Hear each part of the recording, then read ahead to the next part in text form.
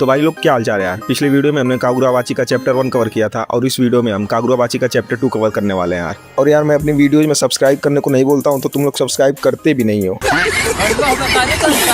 तो please subscribe कर दो यार। तो चैप्टर 2 शुरू होता है वहीं से जहाँ चैप्टर 1 खत्म हुआ था, जहाँ पे चीरो याकुजा के बॉस के ऊपर खड़ा होता है और उससे कहता है कि मुझे फर्क नहीं पड़ता कि वो इंसान है या मॉन्स्टर्स, मैं उन्हें मार दूंगा। और उधर शिवा भी उस प्रिजनर के पास जाता है और उसका हाथ खोलने में मदद करता है और कहता है भाई तेरे लिए तो काफी बुरा दिन रहा होगा। तभी वो प्रिजनर जवाब देता है कि हाँ भाई धन्यवाद, लेकिन तुम लोग कौन हो। तभी शिवा बिल्कुल कैजुअल अंदाज में कहता है कि मैं शिवा हूँ। और इसी दौरान चीरो अपना डायलॉग याकुजा बॉस को सुना रहा होता है यार। और तभी शिवा चीरो की बात सुन के आगे आता है और तुरंत चीरो को सपोर्ट करता है और कहता है सुना ना तुमने, ये जो कह रहा है ध्यान से सुनो और सच में भाई तुम्हारे लिए बेहतर होगा कि इसकी बात मान लो। फिर सीरा चीरो की तरफ देख के उससे थम्स अप करता है और चीरो बस बोलता है थैंक्स। और फिर वो चीरो याकुजा बॉस की तरफ मुड़ के बोलता है कि हमें हिसाकू के बारे में बस इतना पता है कि वो 4 साल पहले सामने आए थे। और तभी शिवा इस बीच में बोल पड़ता है कि हाँ इतना तो हमें भी पता है। चीरो आगे बोलता है कि अफवाह है कि वो बेहद ताकतवर जादूगरों का एक छोटा सा एलिट ग्रुप है, लेकिन हम पक्के तौर पे नहीं जानते हैं। तभी शिवा फिर बीच में बोल पड़ता है कि हाँ अफसोस है कि हम पक्के तौर पे नहीं जानते हैं। और तभी चीरो शिवा को घूरता है। तभी शिवा कहता है क्या हुआ, मेरा बीच में बोलना पसंद नहीं आया। देन चीरो बोलता है कि नहीं, एक बार भी नहीं।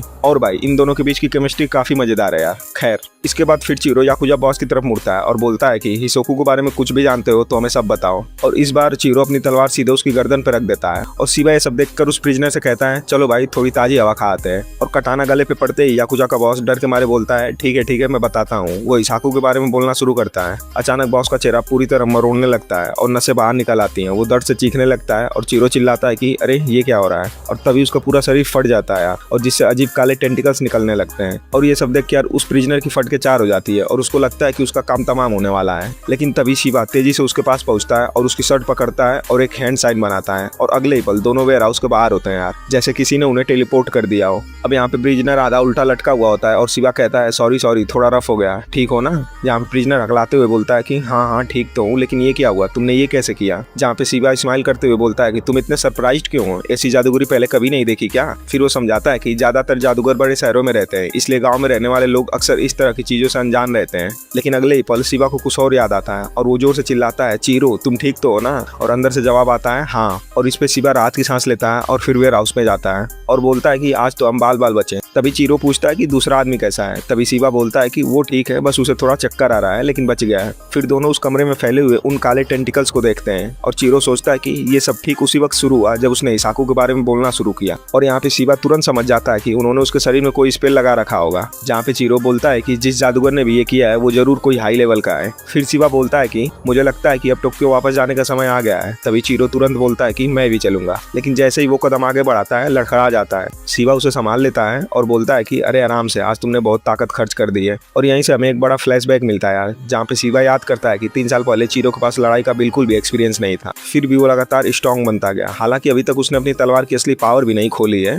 इसके बाद फ्लैशबैक हमें रोकुरा के घर और उसकी तलवार बनाने वाली वर्कशॉप में ले जाता है, जहाँ पे शिवा बताता है कि उसने पूरे घर को एक जादुई बैरियर से सुरक्षित किया था और अगर उसमें कोई छेड़छाड़ करता तो शिवा को तुरंत पता चल जाता। और एक दिन अलार्म बजा और शिवा भागता हुआ वहां पहुंचा और उसने जो देखा वो तबाही थी यार। सब कुछ पूरा आग में जल रहा था, हर तरफ विनाश फैला हुआ था और बीच में बैठा था चीरो अपने पिता की बॉडी के पास। शिवा दौड़ को उसके पास जाता है और पूछता है चीरो तुम ठीक तो हो ना। लेकिन चीरो बस फ्लेम्स को देख रहा होता है यार और उसकी आंखों में कोई इमोशन नहीं होता यार। तभी शिवा घबरा के पूछता है कि यहाँ क्या हुआ था। चीरो जवाब देता है कि 3 जादूगर रहे थे। और फिर हमें एक फ्लैशबैक मिलता है कि घायल चीरो मलबे में पड़ा हुआ है और उसके सामने उसके पिता जमीन पे गिरे हुए हैं और उनके चारों तरफ 3 रहस्यमयी जादूगर खड़े हैं। फिर सीन शिफ्ट होता है जहाँ चीरो कहता है कि मैं बेहोश हो गया था और जब मुझे होश आया तब तक सब खत्म हो चुका था। और फिर इसके बाद हमें पता चलता है कि युद्ध के दौरान रोकुरा ने 6 इंचेंटेड ब्लेड्स बनाई थी और युद्ध खत्म होने के बाद सभी तलवारें वापस इकट्ठा की और अपनी वर्कशॉप के नीचे छिपा दी, लेकिन अब वो सारी गायब थी। और तभी शिवा समझ जाता है कि सारी तलवारें चोरी हो गई हैं। और तभी शिवा चीरो की तरफ देखता है और बोलता है कि